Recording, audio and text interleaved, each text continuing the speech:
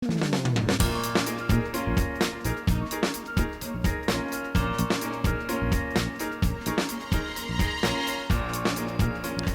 bienvenidos, programa de viernes relajado, para conocer historias de vida, para pensar sobre cuestiones que no tienen que ver con la coyuntura, con la noticia del día.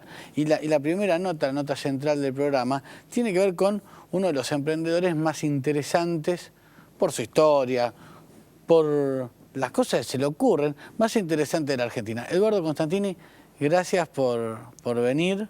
Tengo 1.000.000 de preguntas y media hora. No, gracias a vos. Eduardo, la primera pregunta, con el mayor de los respetos, ¿la hiciste o la heredaste? Yo lo hice todo, pero heredé algo mucho más valioso, ¿no? que fue la educación. Y yo tuve mi madre y mi padre.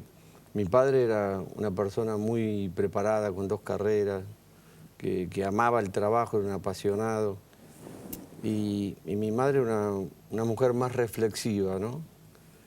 Trabajando todo el día, porque éramos 3 hermanos, pero una mujer como más ensimismada, ¿no? Que tenía una fortaleza interior.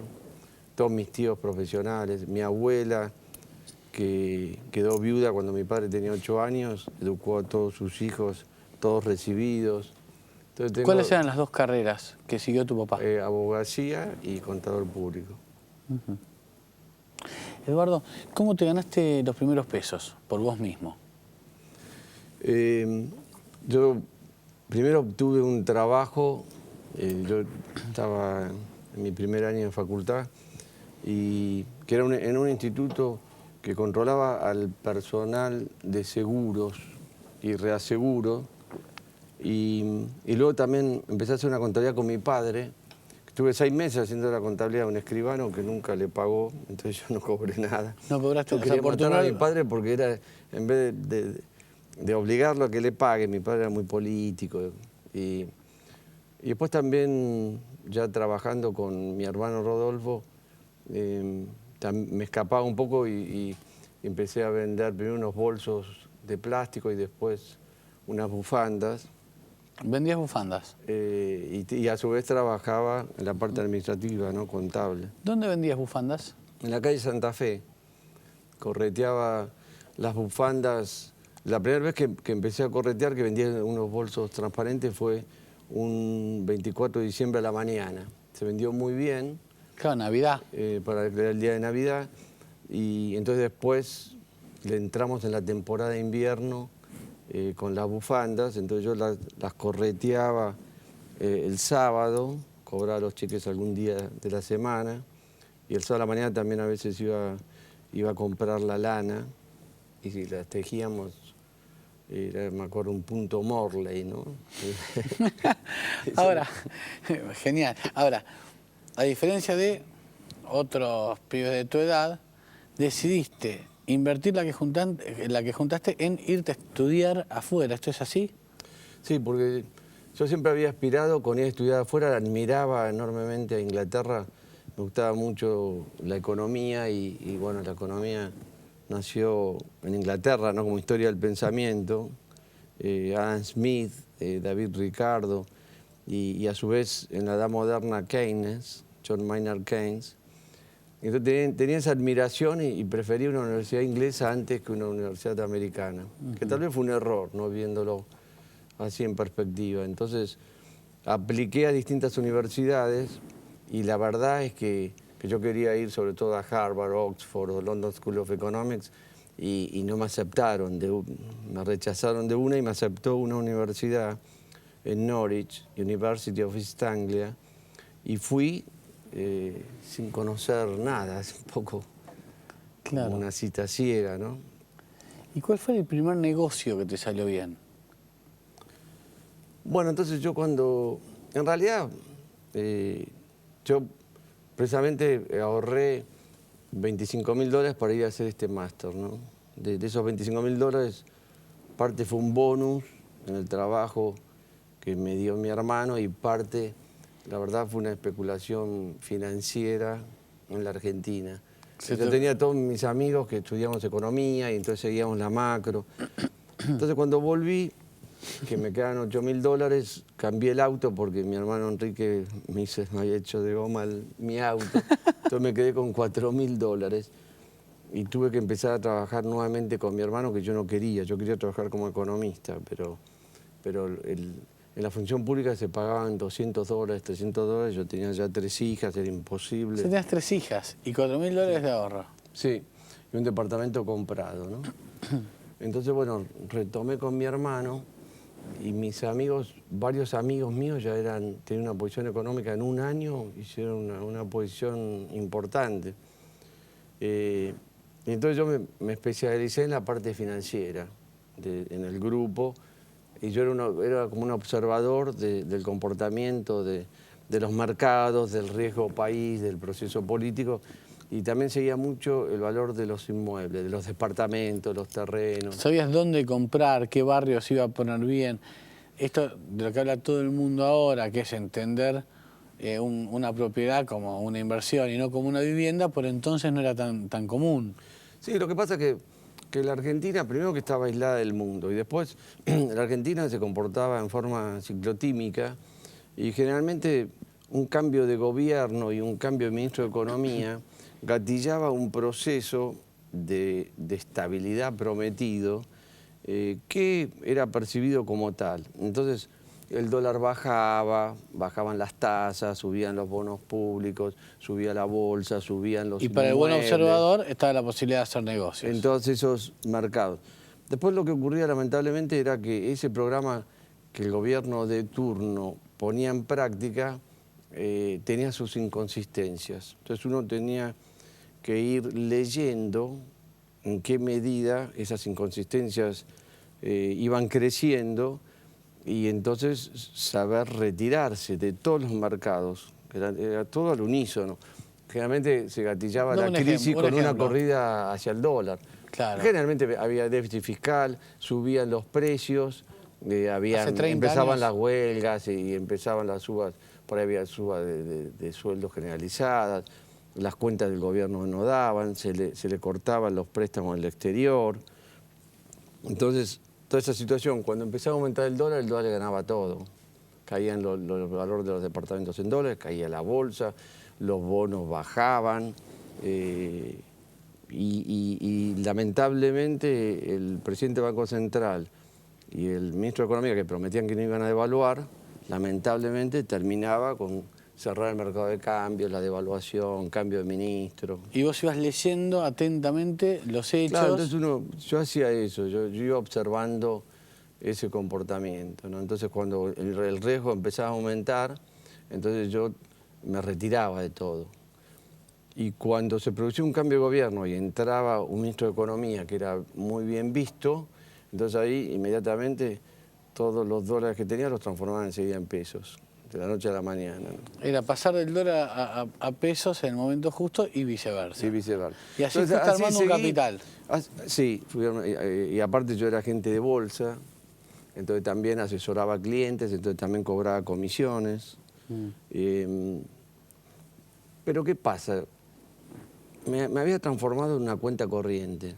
Es decir, yo tenía mi plata y en cualquier momento podía pasar toda liquidez y tener toda la plata en un banco, digamos. Pero no había hecho nada físico, ¿entendés? No sentía, era una actividad especulativa. O sea, el país, si vos hacías una lectura inteligente, te llevaba a premiar el hecho de que tuvieras liquidez. Aparte, las tasas generalmente eran muy altas, entonces la persona que estaba en la producción era castigada y el que seguía esta estrategia era premiada.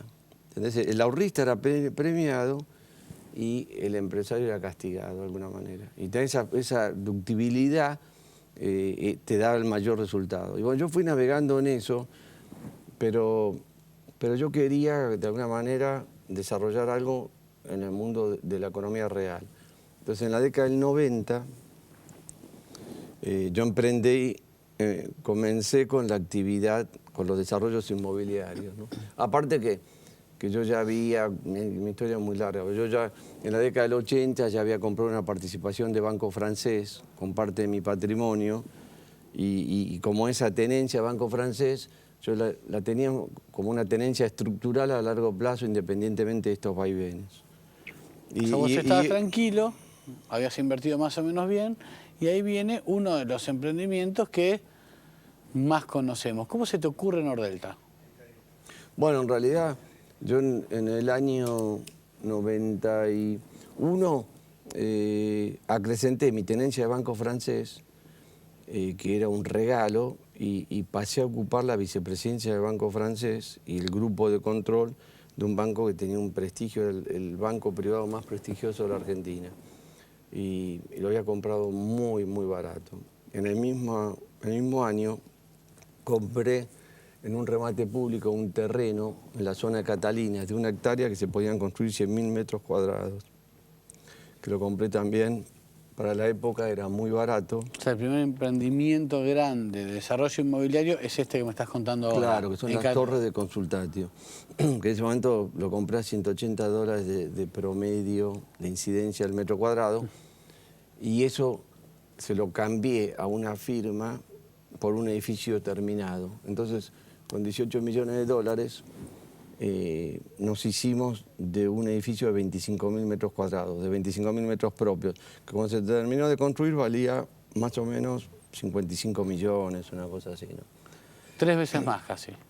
Sí, y entonces en la década, lo que restaba de la década del 90, luego a ese mismo desarrollador le recompramos parte del terreno, hicimos una segunda torre, y en el año 97 hicimos una asociación con Nordelta, Sociedad Anónima, y compramos la mitad de Nordelta, le inyectamos la liquidez necesaria y empezamos a desarrollar Nordelta.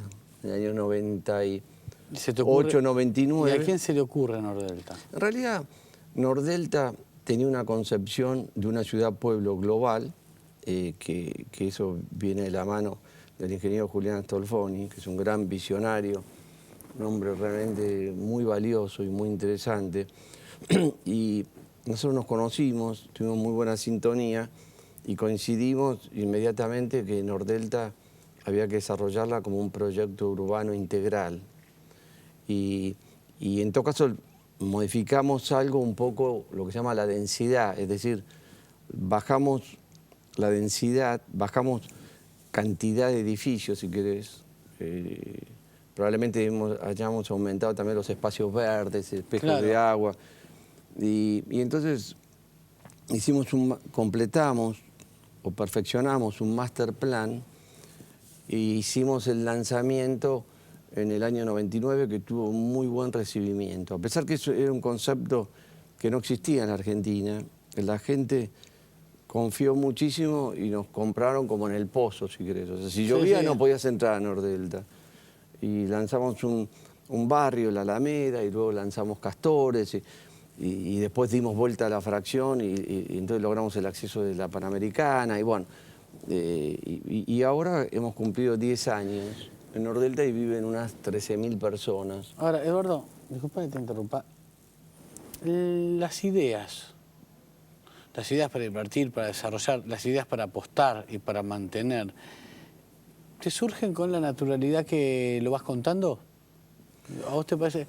Digo, hay una cosa así de mirada, así como el cocinero prueba y sabe que el tuco está a punto, digo, hay como una habilidad personal que tiene un GIF, algo que hace que vos mires para allá y te parezca que sí, que efectivamente es negocio. ¿Te surge naturalmente? Porque claro, vos me contás, yo pensaba, compré a 180 dólares el metro cuadrado, hicimos un edificio, no sé, costaba 18 y después costó 55 millones de dólares, lo contás con una naturalidad que es asombrosa y es genial, pero digo, para vos es así, te fluye naturalmente entender dónde hay un buen negocio. Por supuesto que uno se equivoca. Yo lo que yo hago es, tomo proyectos en los cuales yo me siento cómodo. Yo me siento cómodo con aquellos proyectos en donde son proyectos de primera línea, o son departamentos muy bien ubicados, o son oficinas muy bien ubicadas, o son ciudades, pueblos muy bien ubicadas estratégicamente, con buen acceso, con una escala y los espejos de agua y los colegios que convocás.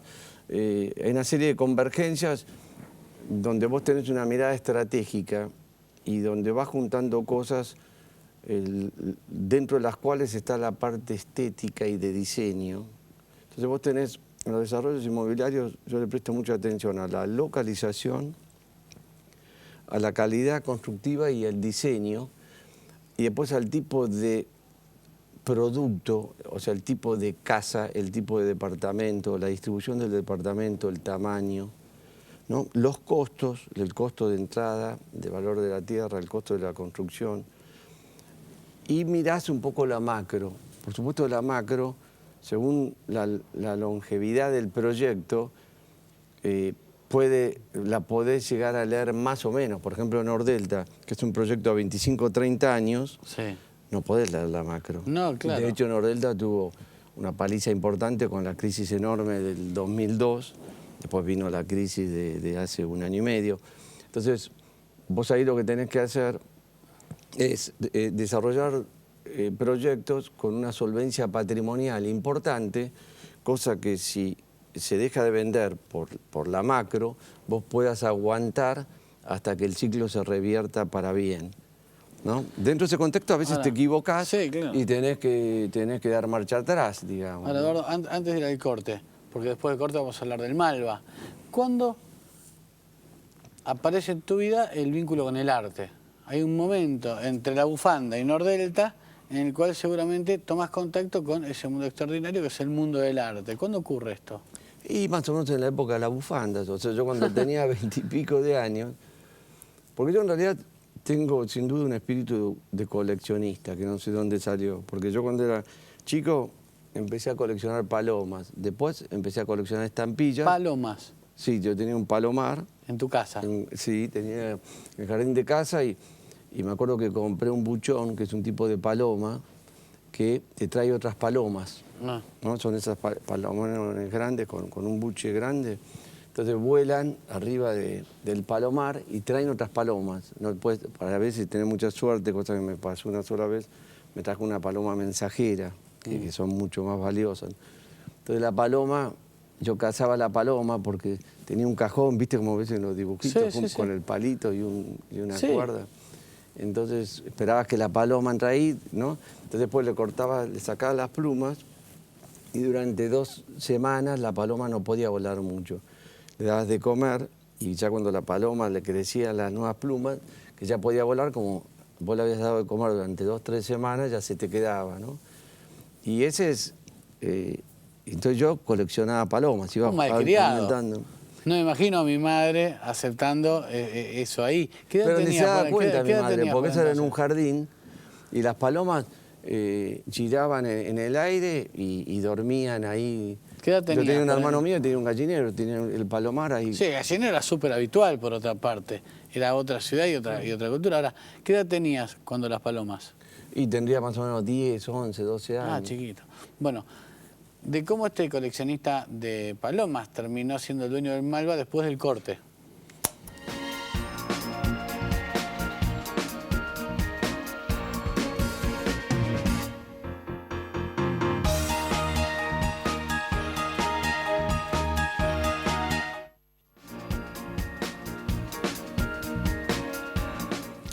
En minutos, el adelanto del libro del que va a hablar el país. Yo estoy avanzando en su lectura. Es extraordinario porque cuenta en escala humana lo que implica la mafia de los medicamentos en la Argentina. La historia de pacientes que fueron mal atendidos por esto y el entramado profundo de esa mafia que de verdad complica la vida cotidiana de miles y miles de argentinos. Es un libro súper recomendable. Remedios que matan. Enseguida vamos a hablar de eso. Eduardo, de nuevo, gracias por estar con nosotros hoy. Me quedan 3 preguntas finales. La primera de las preguntas. La revolución de los ricos, la promesa de dar, este movimiento de los millonarios americanos que dicen vamos a dejar la mitad de lo que tenemos para fundaciones, para obras solidarias. ¿Es posible en Argentina? ¿Va con la idea de los millonarios argentinos? ¿Es más difícil de hacer acá? Es más difícil, por diversas razones. Bueno, primero, uno no puede donar más del 20% de su patrimonio fuera de la familia, de los herederos naturales, por ley. ¿Por ley? Por ley, o sea que ahí ya empezamos mal. Segundo, acá no existe la cultura tan desarrollada de la responsabilidad social y el rol de la sociedad frente a la persona. O sea, yo creo que la cultura anglosajona le da más importancia a la sociedad. No digo que le dé más importancia a la sociedad que a la familia, lo que quiero decir que uno tiene como una responsabilidad y un valor hacia la familia, y también uno considera que la sociedad tiene un valor. En esta cultura, por ejemplo, el americano típico se debe más hacia la comunidad, a la sociedad. Y a su vez el Estado reconoce un rol protagónico en las familias y en las empresas.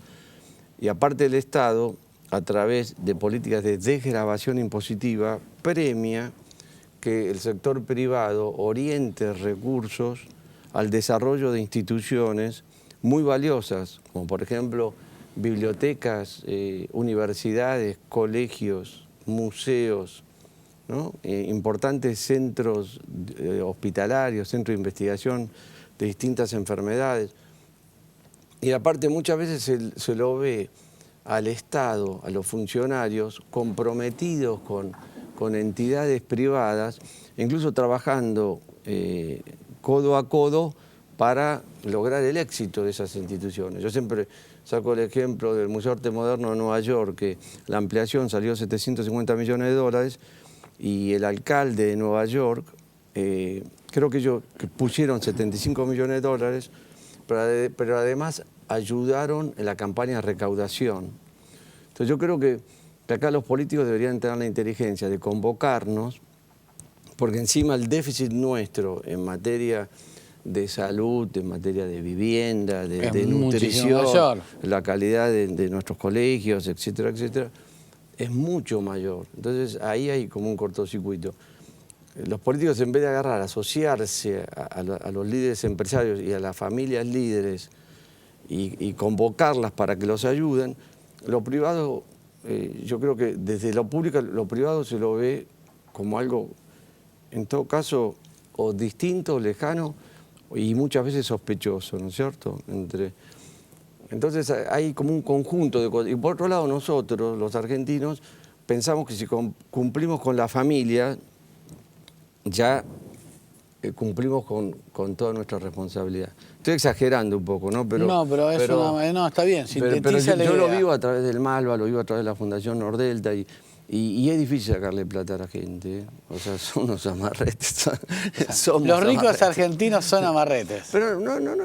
Guarda que no solamente a nivel de los ricos, porque uno precisamente en la comunidad cada americana, uno de su lugar podría, claro. Ve en los distintos niveles socioeconómicos cómo la gente está más comprometida. Existe una cultura, como digo, de responsabilidad social más desarrollada que la cultura latina, ¿no? Que es mucho la familia, ¿no es cierto? Eduardo, la última. Del mismo modo que en ese lugar que era un pantano, visto una ciudad y hoy es Nordelta, que ya tiene algo muy loco, ¿no? Digo, tiene edificios en un lugar donde en teoría la gente iba para estar lejos de los edificios y a su vez hay verde, muy loco lo que sucede con Nordelta.